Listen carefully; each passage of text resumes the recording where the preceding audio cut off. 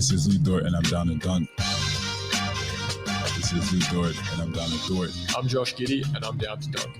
Hey, this is Kenny Hustle, and I'm down to dunk. I'm Darius Baisley, and I'm down to dunk. I'm Mike Muscala, and I'm down to dunk.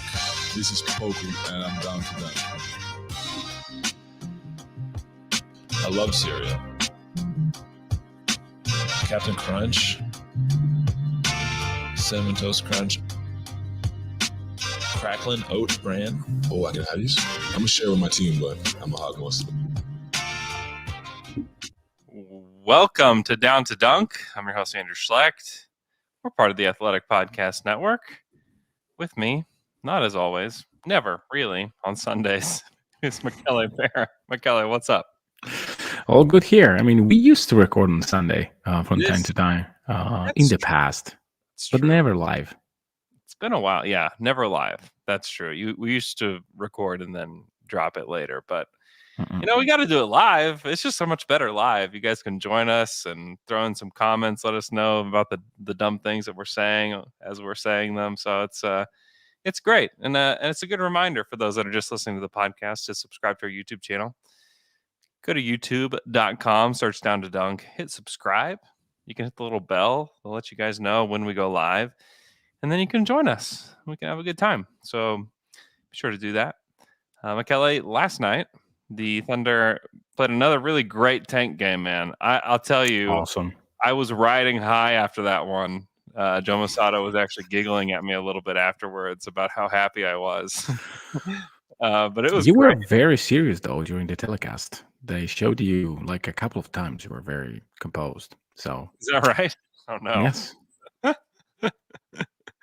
Oh, yeah. I've had to there were probably points. The mask helps a lot. It makes me look probably more serious than I am at times. Really fun game. I mean, honestly, the Thunder played some really good basketball at points and played some really bad basketball at points. And that Cavs team is just really fun to watch. They're so wacky. It's such a weird team to watch. And so it was just a fun night of basketball, man. Yeah, it was. And the first two quarters were like very good in terms of shot quality for OKC. They were super sharp in executing, finding the corners, beat the zone, and stuff like that. And they took advantage of every mistake that Cleveland was having out there.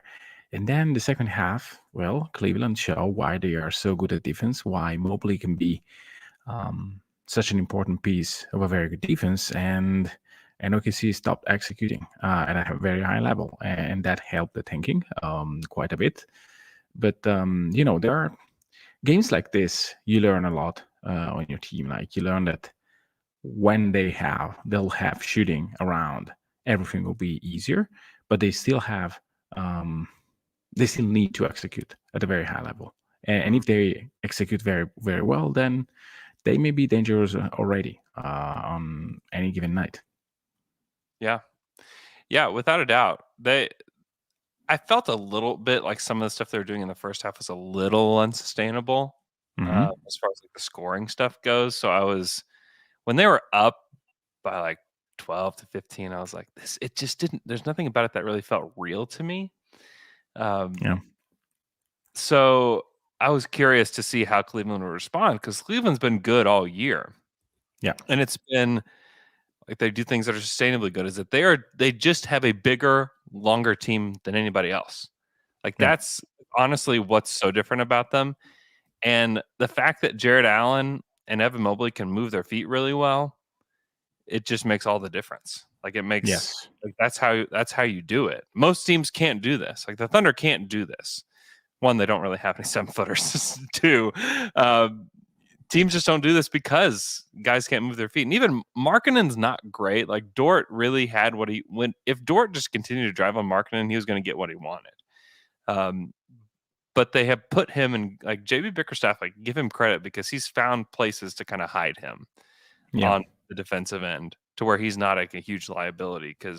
And that's one thing that I'll be watching for come playoff time, is how do the Eastern Conference, whoever the Eastern Conference matchup is, how do they find Markkanen, on that end? Because that's the switch. right? That's how Yes. that's how you're going to get points is through him. But Mobley can stay with guys. Jared Allen is decent at staying with guys on the perimeter. Baisley blew by him last night on more than one occasion and got to the rim. He had that ferocious dunk, which was kind of cool. Yeah, that was very cool. Yeah, Very cool dunk. yeah, it was a really nice play. Baisley had a fun game last night. He played really well for the most part. However, he was a part. I think sometimes when Baisley gets it going, like his confidence level, I don't know. It's as if like doing the right things takes his confidence level on to the next level where it's like, okay, now that I've done those things, Can I do more? let me bring out this new checklist, right? Yeah. I feel like he does like the checklist of like dunk, corner three, easy shots, rebound, defense. Great. I've checked all those boxes. Now it's time to go get mine. And then he goes and he does his thing. And it's like, no, stay over here. Stay on this checklist because this checklist is very good for you. Like this is your payday. Like this is how you make it and get paid in the NBA. Obviously, that other checklist is how you get max money like superstars, right? Mhm. But he's not that. Stay over here. You're going to get a nice payday if you stay over here. And that's the whole thing with Baisley right now is can he just harness it himself? Because like during the Cavs' big run, Baisley had this like horrific air ball three that was just like, wow, it's like above the break three right now. That's not your shot. You should have moved the ball. And Mark talked about it after the game that like the blender basically just shut off in the third quarter and that like nothing was getting done as far as the offense going. And they really stopped executing. Yeah, they really did. And Cleveland put up a better effort, to be sure. I mean, that was also part of why the execution was a bit tougher. And for example, and I discussed this a little bit with John on Thunder After Dark, but I think that Giddy had had a night where, I mean, he really struggled with length. I mean, the usual getting down there, back to the basket, and someone will cut and I will find him really didn't work because Cleveland has hold the length of the board and like finding windows, passing windows through all those arms, like extremely long arms, is very difficult. And so I think that was also a factor. But the way in which OKC decided, well, now we just hunt mismatches and one-on-one. That doesn't work. I mean, it can work from time to time. You surely need to do it when you can take the defense when it's not set. For example, Shea anticipated the defense a couple of times and just had a clear way to the basket that is good. But when the defense is set and is waiting for you, you really need to do something else. And that something else is the thing that is missing. You said, I mean, the beginning of the game was not sustainable. True in terms of percentage. But I also did not see that the same shot quality for the rest of the game. And I kind of bet that had they stick with that a little bit longer, I mean, this could have been a win for OKC. Yeah. And I mean, honestly, Kenrich is somebody that kind of keeps them in the blender to a degree. Mm-hmm. And they didn't like not having him like last night, like the value, like you saw it, that the value wasn't there. And Kenrich provides a ton of that value. So there's some of that. What did you think of Josh's corner three? Did you watch that intently? Is in the first half? Yeah, I did. I just think that is an easier shot, and it's not that he takes like better. Like it's not that he's better at it. It's just that probably it's a little bit of an easier shot, and it's. I think that in basketball, the corner and the three from like the top of the key are the easier shots. The above the break, it's the one where you really need to be great to take those. Yeah. So I think the difference is just that. But I want him to take those. I mean, those are there if he wants to take them. And so same for Dort. I mean, he can hit above the break threes, but why not the corners? Yeah. And there was a time, I vividly remember, when Baisley was misplaced in the corner. And like it was the time where Cleveland was like getting getting closer. And there were 2-3 possessions where there was miscommunications in offense, and like Giddy wanted to be in the corner, but that was Baisley, so there was a little bit of miscommunication there. And in games like this, it's all that matter. I mean, it's basically 1.5 possessions. So it's but it's normal for a team like this not be able to execute at the very high level in clutch time. Well, I mean, this is why young teams don't win. Like this is it's just as simple as that. I don't know. I thought that just that 3 specifically, I went back and watched all his possessions this morning. And Josh, I mean, what did he have? 8 shots last night? It's not like there were a lot, but that corner 3, his release is already quite a bit faster than it was last year with the NBL. Is why I brought it up.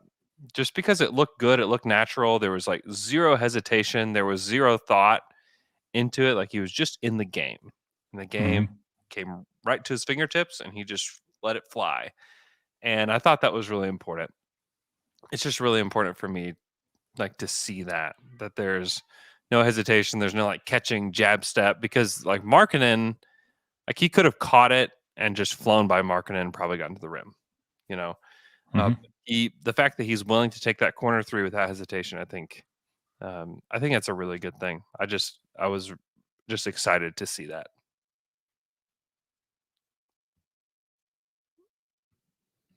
I think McKelly's frozen.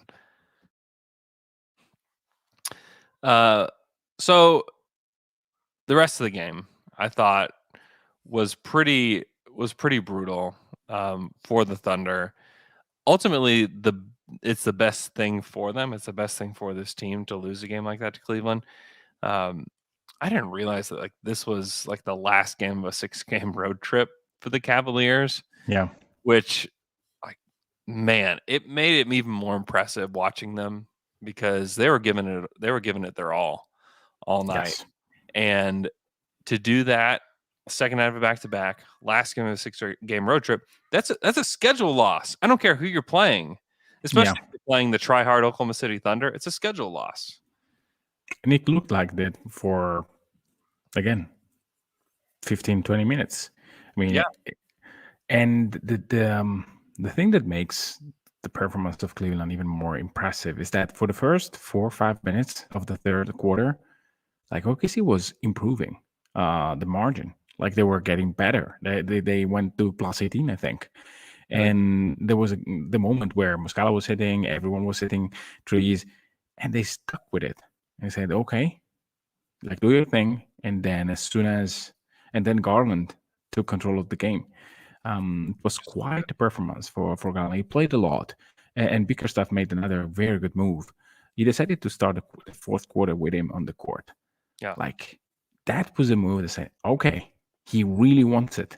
And it worked. I mean, he was out there. No one could guard him. And in those moments, I think that the game was won.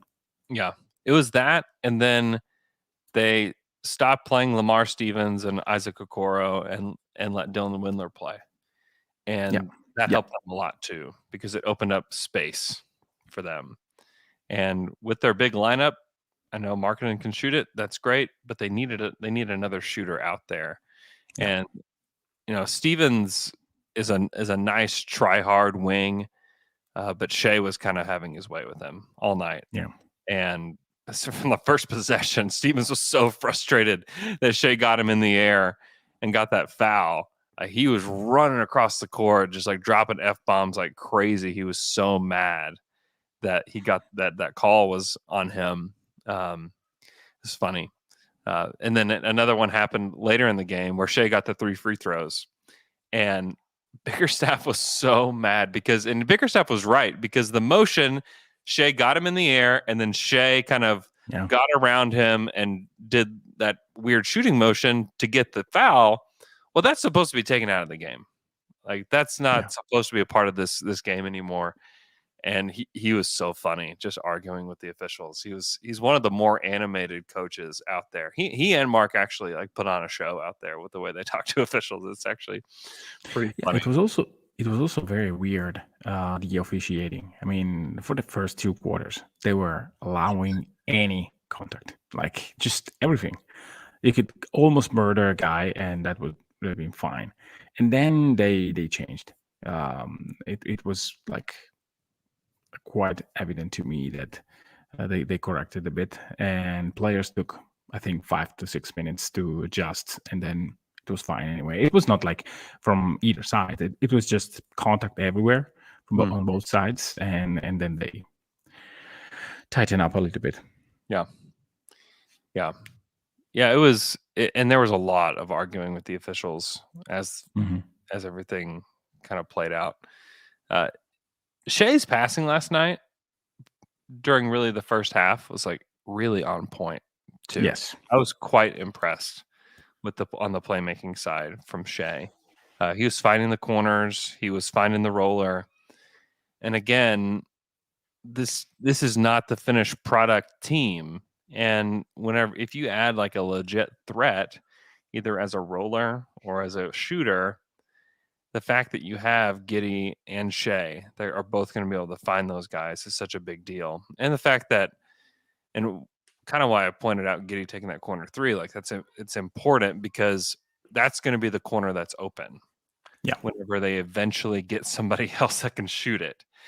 And if Giddey can hit that shot, he's shooting 39% from the corners this year. If that can be a number that holds like that, and like the corner, you shouldn't judge it the same way that you judge an entire 3-point shot. Like the corner should be 39, 40%. Your 3-point shot overall could be 36 or 37, but the corners should always be better. They should always be higher than what you think of a traditional shooter. So if he can be a 37 to 42% 3-point shooter from the corners, then suddenly having that guy in the other corner that can really shoot it, or above the break that can really shoot it, like that's going to matter so much more. So just the fact that he's just willing to let it fly, is really good. And I'm trying to view this team as like this incomplete product that is, or like it's almost like a car that's like missing like tons of parts, like, okay, it's looking good here, it's looking good there, but we need to add this or we need to add that. And you can see just the giant holes that are in this roster. And if you watch any of these guys in the NCAA right now, you're like, oh, like guys 1 through 5 could really fill some of these holes, Yeah. And some of the good news within some of the draft stuff recently is that there are a lot of guys showing out. There's a lot of guys that look really good. It's not just 3. I think that there's going to be more than 3 guys. Obviously, it'll be similar to what this last draft was, where like Cade Cunningham looks really good, and Evan Mobley looks really good, and Scotty Barnes looks really good. Those top guys are always going to look better. But the fact that maybe you have like less question marks as you get to 4, 5, 6, I think is quite important, just because you don't know what kind of luck you're going to have. I mean, yeah, granted. I mean, last year was 5 to 6 players draft. Yeah. And we got the 6th pick. It would be nice to have again a 6 players draft, maybe getting a little bit better. Yeah, because even if it's a 6-player draft, you don't necessarily want to be the one who picks last. Even if, again, I think they found a great player in Giddey. On the corner trees, the issue with that and with the idea of basketball that at least I have in mind is that if you play like Houston did with Harden, it's completely fine to have a 40% 3-point shooter from the corners only. Like you place him there. Harden does his thing. Maybe someone like takes a screen and that's it. Like no one has to move, no one has to do sophisticated things. Yeah, I don't think that this is the offense that suits Giddey the best. Maybe it suits Shea because he can play that kind of basketball, and he did for the majority of the first half, like attacking, finding corners, finding cutters. That can be a way to play basketball. I wonder if Shea and Giddey, if they want to play together, they need to be more involved. It needs to be movement all around. And then it makes it a little bit harder to say, hey, you were just a corner 3 shooter. Like it's harder because you may not be in the corner for like a lot of seconds, and you may get the ball in other part of the court, and you have to be effective. So it's also about, like, if you look Golden State, they have a lot of versatile shooter. That is what you really need. I mean, Poole can hit from anywhere. Thompson can hit from anywhere. Curry can. Dre is limited, but he's in a specific part of the court. Like, he operates at the top of the key. And that was still the biggest weakness of Golden State's that lineup. So I'm fine with Giddey being a corner 3-point shooter now, and I'm probably fine also in the future, because I want him to be the lead ball handler, and then maybe when he relocates, he can relocate to the corner after a few motion.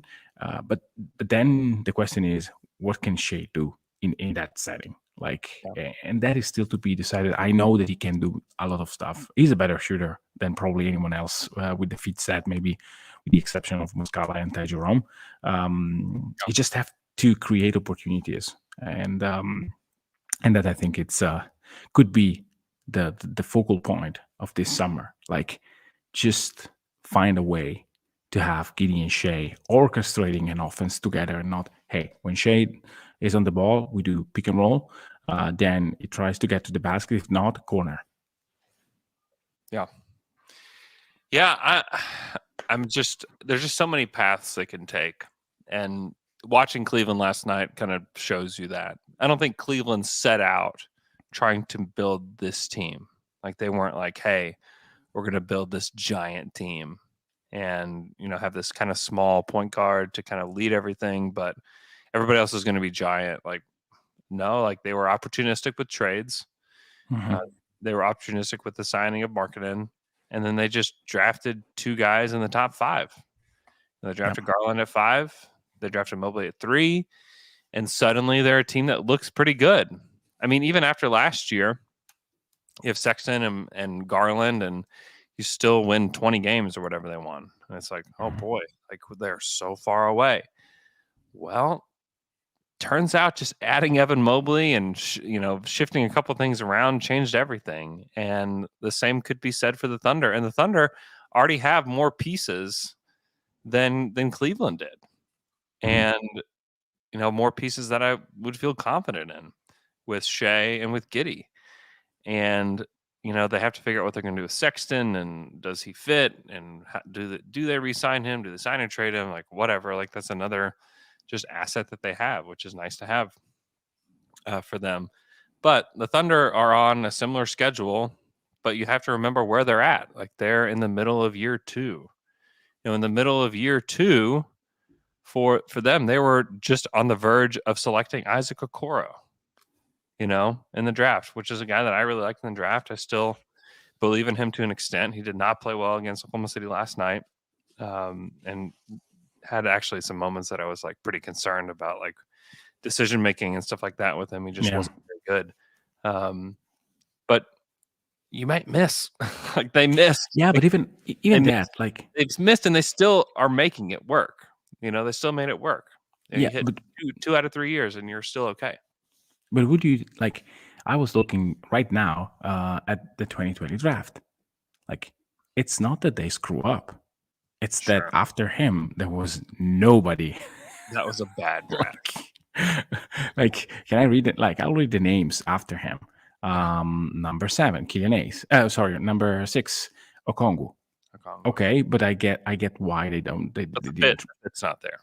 Yeah. Killian Hayes, no. Obi Toppin, no. Danny Avdia, no. Jalen Smith. I kind of like Danny. Yeah, it doesn't make a difference to me. I never liked the guy. I don't know. It's Halliburton is the one. Yeah, but come on, they would never draft him with the guys that they have, which is probably wrong, because you can't move Sexton. It's like this full picture, because that's the thing, is like sometimes we are so zoomed in on what the team has now that we're unwilling to part with pieces that later may not look like they fit. Sure. Let's say Halliburton. Yes, it's 1. Then Kier Lewis Jr. No. Aaron Naismith. No. Cole Anthony. Yes. No. But come on. Let's say 2. Isaiah Stewart. Pokuševski. No. Josh Green. No. Sadiq Bey. Yes. We are at 19. So there are maybe 4 or 5 guys in the draft. There is Maxi and blah blah. Let's say even 6 or 7 guys. Like nobody in 5 spots after him was like there to be taken. Like Pat Williams, sure, but it was earlier. So it's It's a not good that they dramatically screw up Yeah. with the core. And it's like, to be honest with you, everyone at that spot would have taken him, maybe Killian Hayes, someone Okongwu. Yeah. So- no, it's true. That's totally true. I'd also say this for like Jaden Ivey doesn't look like a fit for Oklahoma City. Like I'll say Mhm. that. However, I still think you take best talent available, and you just see how it works. Like if you're 4 and Jabari, Chet, Paolo are gone, like at this point, I still think that you take a swing at Jaden Ivey. I still think that you do it. Or I mean, a lot of people are liking what Johnny Davis is doing right now. Like maybe that's a guy that would fit better just because of the shooting. But Jaden Ivey is shooting good, right? People are still just don't trust it. They're not ready to trust the shooting yet. Yeah. I don't know. Sam does, so I do.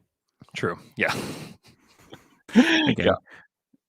Again, it's worth like repeating the story that makes me believe in Sam's ability to detect if a shot will pan out or not, because maybe we have some young listener in terms of how many years that they are listening to the pod. I remember one pod that Andrew did with Sam, and I remember because I was in the US, I'm sure, and I remember vividly where I was, and Sam said something like, who was the player? Anderson, Justin Anderson, was that the guy? Yes, Justin Anderson. Yep. And he told Andrew, Yeah. Justin Anderson shot is very close to Andre Robertson's. Yeah, and I was remember that. floored. I was like, "What are you talking about?" What are you saying? Are you crazy? Like Anderson was shooting 40+% on a quite high volume, and he never developed a shot in the NBA. Nope. And I mean, since then, I mean, hey, when Sam talks about the draft, but about shooting especially, just trust him. He has a knack for that. And so if he says that Ivy can develop a shot, I kind of trust him. But sure, he also said he thought Giddey could too. By the way, yeah, he just thinks Giddey will just do it, which is encouraging.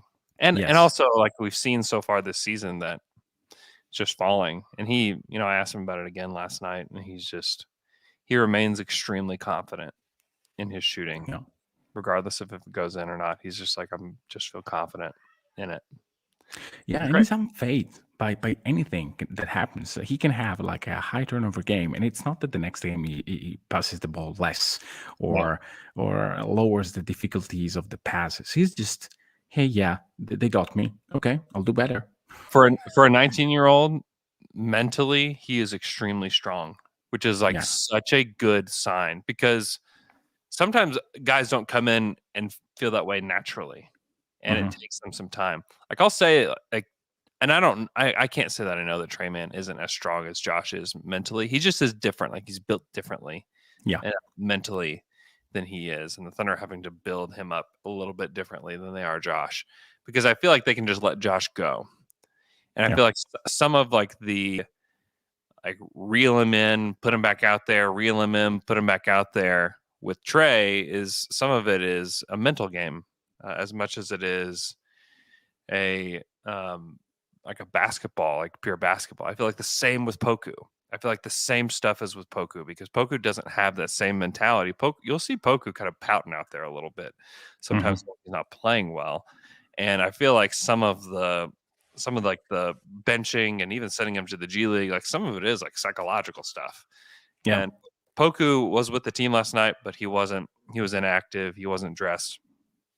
And he is sent back to the G League today. That was a part of the plan. They just wanted him to kind of be with the team so that maybe he felt a part. And then he's not. There's a 6-game road trip coming up that I would guess they're not going to recall any of these guys for. Teo, Poku, or Isaiah Roby won't be playing on the road trip. They did recall Vit Krejci today. in which the way it was described to me was that Vit is still rehabbing his ankle. He had that really bad ankle injury. He had to be carried off the court, actually. This happened on Christmas Eve. Mhm. And he's still rehabbing. And this is somehow more of like a clerical type of thing for the Thunder than it is like a let's get ready for Vit to play with the team. So bad. don't anticipate Vit playing with the Thunder. Back on the best player available kind of discussion. I think that you have to build a team by picking best available talent, but you need to have talent to develop him. But and so like taking another guard seems counterintuitive. Like, what are you doing? Like, he needs the ball in his hands. You have already way too many players that do that. True, but it's not that Dort's spot in the starting unit is something that you necessarily have to take for granted. Like he can be a factor of the bench. I mean, a rotation with 5 guards, especially if one can guard 3s and 4s in Giddy, it's completely fine. Like, and you can develop all of them. Granted, probably you have to shed the minutes of a guy like Ty Jerome. You probably have to be more judicious on the minutes that you give to a guy like Kenrich Williams and or Aaron Wiggins, because I mean, you can't play 9 guards / wings. But I agree with you. Yeah, you can, but then you really question the time. Sometimes like in game, the only bad news for me on the bad thing on the game against Cleveland was, hey, why is Ty Jerome leading the team, being the lead ball handler? Just give the ball to Trey. Like, why are you doing that? I know that Ty is playing well, and that probably Ty is and will be kind of an asset at the deadline. I think that he could be easily moved for a second rounder. I think there are teams that are in need, and that is maybe why, like say, showcasing him for a couple of weeks and then trade him and get something. I get that, but at a certain point, you need to develop them, and so you have to be judicious. Yes, you can always take best available talent, but you need to be mindful about the time that you have to develop those guys. Yeah, Ty was hitting some deep threes last night. Yeah, you got a big old haircut and got some big old deep threes last night. That was really fun. I think I mean, his plus minus is one of the top ones as well. And who could have thunk that just some shooters help you out whenever they're on the court? Yeah, and this is why, like anything you do in the draft, you should have at least in the back of your mind, is he like a great shooter? We don't need like a good enough shooter like Shea. We need great shooters, like guys that are like amazing at that. Yeah. And I think that this can be a focus. I mean, everyone knows that in OKC. I mean, just look how Muscala is impacting the game. And imagine if you have a guy that you can give him 35 minutes and he's as effective. Like, that is the key. Great shooting will unlock Giddey and Shea. Like even one great shooter will unlock it for them. And if they're a movement shooter, even better. That's honestly, that's kind of what they need, is not just a standstill shooter. They need a movement shooter. Let's be greedy though. Take one big man that can really shoot it and one guard that can move around like crazy. Because this is how I envision the team. Like having Giddey and Shea, like a Duncan Robinson type of guard that can move around constantly, like Kyle Korver, and then a wing that can a center that doesn't have to be that tall, but that can hit threes at a very high rate. And that is the team that I think can be extremely successful.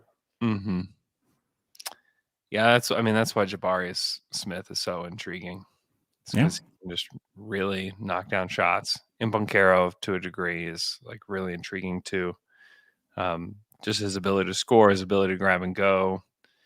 There's some guys in this draft that I think are really interesting. even down to like 8. Like I feel like there's just some guys Mhm. that can really play, which is Sam exciting. was really questioning Banchera's shot. That Yeah.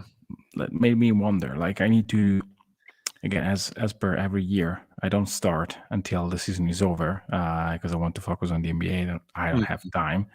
But this is something where I will really dig into and try to maybe even watch some free throws and stuff like that, because it's when I saw the game against Gonzaga, it seemed to me that he was like getting there in terms of shooting, and that is a 32% 3-point shooter, which is not okay. I mean, Yeah. of course, he can do other stuff, but Yeah, he can do a lot of other stuff, which will attract attention, which will bring help in a different way than like a pure shooter does, because he will attract the attention of the defense. There's no doubt about that. All right, let's take a break. Come back. We'll talk more about this Thunder team. And we're back from that quick break. I thought it'd be a good time to take a look at the Tankathon standings, see where the Thunder are at after losing this game last night. I'll even bring it up here on the stream. Another benefit of subscribing to our YouTube channel. So the Thunder currently sit at 4. This is kind of where I have been saying for a while now. I think the Thunder will end up is at this 4th spot.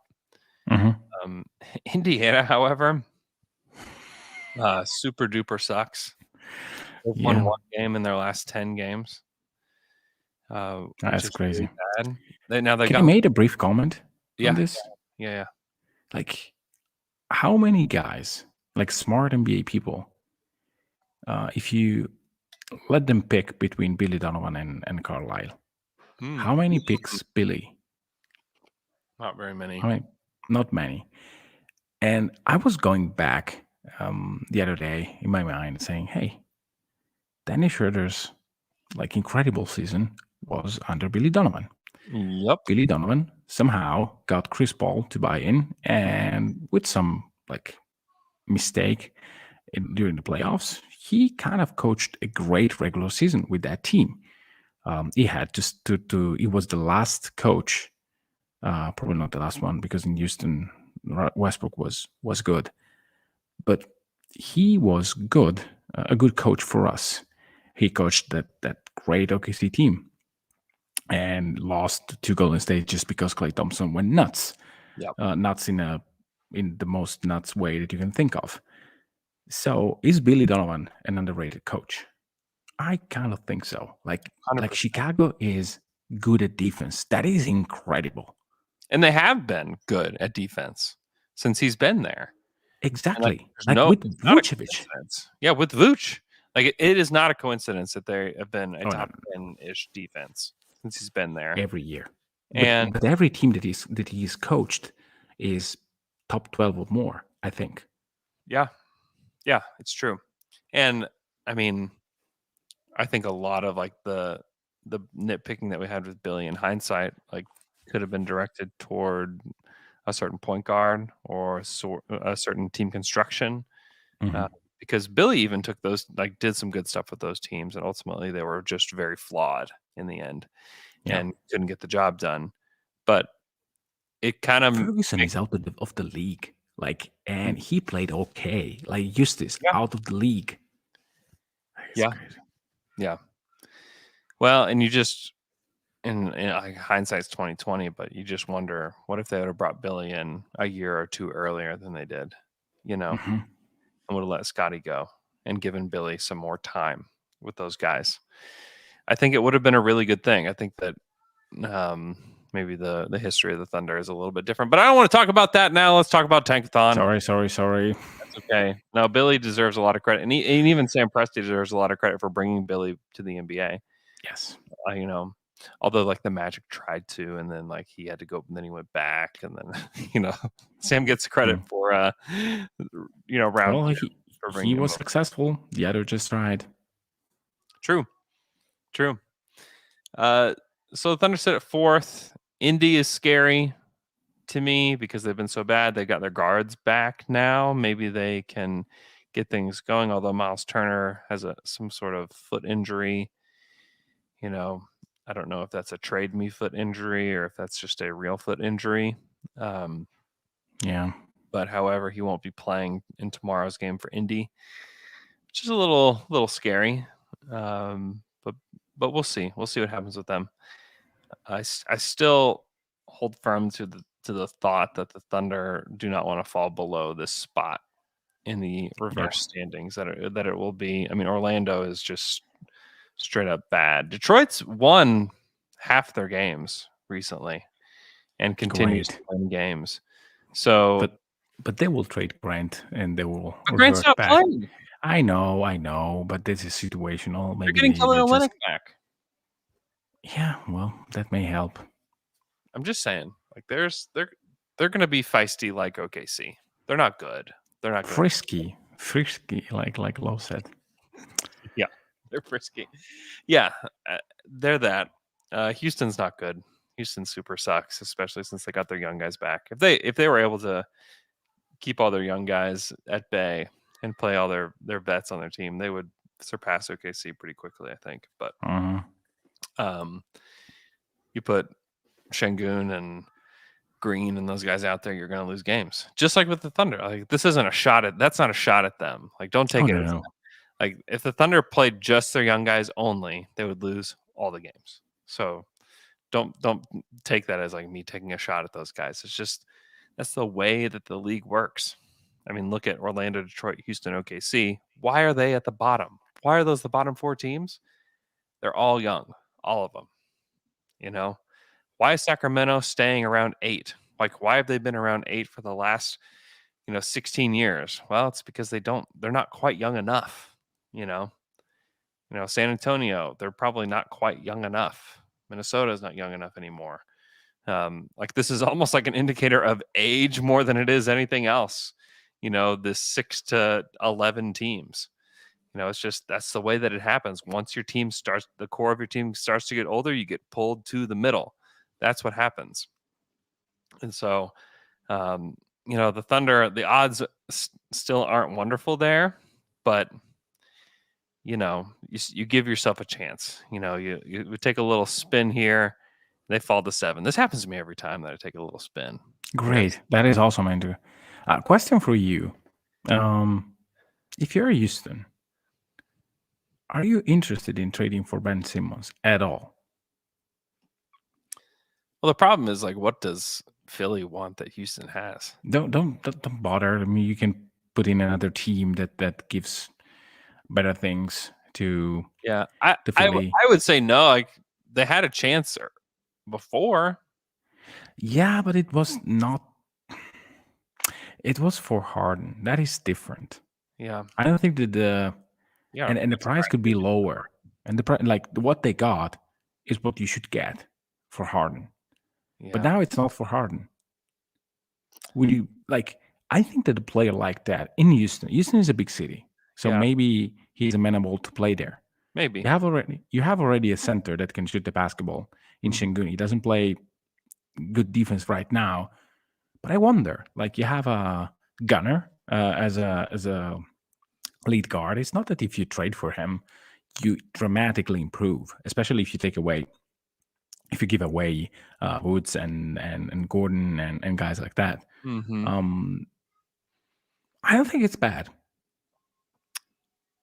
I would rather just try in the draft the next 2 years. But you trade the next one. Like, it's not that Simmons changes anything. Yeah. You may win like 2-3 games more. So what? Yeah. I don't know. I wouldn't do it. That's not the kind of team. I would rather a team like Minnesota trade for him where he gets there and he's not like so much the man. Like, you trade him to Houston now, it's like, all right, guys, move aside. This is my team. Really? You think that he would do that? Ben Simmons? Yeah. Yeah. He would. I picture him as a, Yeah, I mean, this is not the way I like to play, but it's not the guy that will say, "Hey, this is my team." The dude is saying, "I'm not even going to play for you. I'm not even going to play." He Yeah, but wanted this is a he wanted passive Jimmy Butler. aggressive He wanted approach. Jimmy out of there. Yeah, exactly. It's even worse. Yeah, possibly, but it's not like I'm the boss here. It's more, You think that he's going to get there and watch Jalen Green dribble between his legs 50 times before he takes a shot and be excited? hey, Guys, what's the other option? I think there's lots of other options for him eventually. Good ones? I don't know if they're good ones or not. I don't know. Houston has been a train wreck of a team this year with regards to like chemistry, and like the coaching staff looks miserable. There's a lot of players Yeah. that are miserable. I mean that's Ben Simmons isn't exactly the kind of guy I'd like to add to that mix if I were Houston. You know, Yeah, it's kind of out tricky, on but what is the team that can benefit from having him? Like, where in which kind of structure are you putting him? Like, I don't know, maybe like you need a strong organization. And yeah, of course, you can say the Golden State Warriors, as always. You can always say the Warriors for anything, but I'm like, okay, let's take away. OKC, you don't want him. That is clear. No way. You told me as much 6 days ago, so I will not push that any longer. I think I don't want it as well, but I kind of think that he is dramatically undervalued right now. Yeah, I mean that's why if I'm Minnesota or even the Kings, who like the Kings aren't playing for anything, like Yeah, just no, that, yeah. like I think that, those situations are fine. Like do that. Like you've already got some pieces like he could possibly unlock and kind of help out. Like Houston doesn't have that yet. Houston is like this mostly blank canvas that has like some vague droppings of paint on them. You know, like I don't want that. You know. yeah, Sacramento is much better. You're right. They are not a crazy They've got team older at guys all. on the team already, and they've got some guys that you could trade over that would make the Sixers better. Like if you did like Halliburton and Harrison I wouldn't. Barnes. Oh, no. What do you mean no? What do you mean no? No, I don't want to trade away Halliburton. Well, I'm just saying if you're gonna if you're gonna get Philly to bite, that's probably got to be what it looks like. And not Fox? I don't know, man. Like Fox, I don't love the Fox Embiid pairing. Fox also has these like giant braces on his ankles that are just like massively concerning to me. That's why if you're Sacramento, that is the only trade that you do. And if you're Philly, you get him, and it's the best hope. And it's not that Phillies has a problem with shooting. Yeah, Like, they can have 4 out with Embiid shooting 39% from 3. Like, yeah. I just don't like the maxi fit with Fox. Like I like the maxi fit with Halliburton. yeah, You know. yeah, that's right. So I mean that's where I would be at. Like I think adding, and maybe even it's Buddy instead of Barnes, and like you just add more shooting. But nobody, on the team wants to compete. He's Buddy, so bad at he's really defense. he He can't play in the playoffs. Like, just can't. That's probably true. That is probably true. However, I'd like to see him in a situation that matters. Like he hasn't played in a situation that matters yet at all. Yeah. Put Simmons alongside him, and then maybe he can play in the playoffs. What about put him alongside Embiid? Even Embiid needs point of attack defense. It's the most important thing to. They're not asking him to be the point of attack defender, though. Oh, but the other team will do that. Will absolutely make him do that. So true. I know. No, you need to have a switchy defense if you want to have him. And like a 1 through 5 switching, and I don't know. I have no idea. I wouldn't sniff like a trade like that. But anyway, I don't know. I mean, JJ Redick figured out a way way earlier. I know, but he didn't play for Sacramento. Who cares? He's 30. I still want to see him in a better situation. Okay. I think situation matters a lot. And sure. maybe Sacramento has ruined him. Like, that's certainly possible. But Redick had Stamban as a coach He did. early on in his career. I know. And Buddy has had 75 coaches since he's been in the league. And 78 interim coaches. Yeah, it's a bad situation. It's ugly. All right. So the Thunder play tomorrow night in Dallas, 7:30 tip, I believe. It should be a fun one. They're on a road trip. They're not come back to Oklahoma City until next Monday, so they're going to be on the road the rest of the week.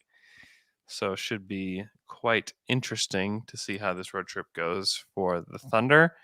Still have a lot of games to lose. We're through half of the season. And, still another half. I'm interested to see what happens the rest of the way. Mike Muscala still doesn't play a whole lot for this team. And I don't know how many people tuned into the post game last night where Mark Daignault talked about how Mike is dealing with something with his ankle. Well, it turns out he's not really dealing with something with his ankle. It's just like normal NBA stuff. With guys, like they're always dealing with some kind of like nagging this or that. And they're always going to he had severe problems with his ankle at the end of last year that did keep him out. And it's going to be something he's going to have to kind of manage the rest of his career, just like Westbrook has to manage his knee the rest of his career, just like, Kevin has to manage his foot the rest of his career and stuff like that. So that's kind of more or less what he's dealing with. But you just have to wonder, at what point do they shut guys down? We're less than a month away from the trade deadline. Who gets traded, if anybody? You have to believe that they're going to try to get to the salary floor. Are they going to do that via trade? I mean, you'd think that at least a chunk of that would be via trade. And then maybe some of that is through some kind of signing somewhere. So I think a lot of interesting things are to come in the next few weeks for the Thunder, so it should be fun. All right. Be sure to follow Michele on Twitter at Mikey Berra. You can follow me on Twitter at Andrew K. Schlecht. Hey, leave us an Apple Podcast 5-star review if you can. If you like our show, if you listen to it often, we would appreciate that. We're going to start reading those on the show again. So if you leave us a 5-star review, it will be read on the pod and here on YouTube as well. So subscribe to the podcast on Apple Podcasts, Spotify, wherever else. Also, if you're on Spotify on your phone, you can leave us a 5-star rating there as well. That would be extremely helpful if that's how you listen to the pod. It's great. Just leave us a little 5-star. I don't think you can leave a review. I think you can just leave the stars. So we'll take the stars. Leave us the stars. All right. Have a great week. And we'll talk to you guys again on Wednesday.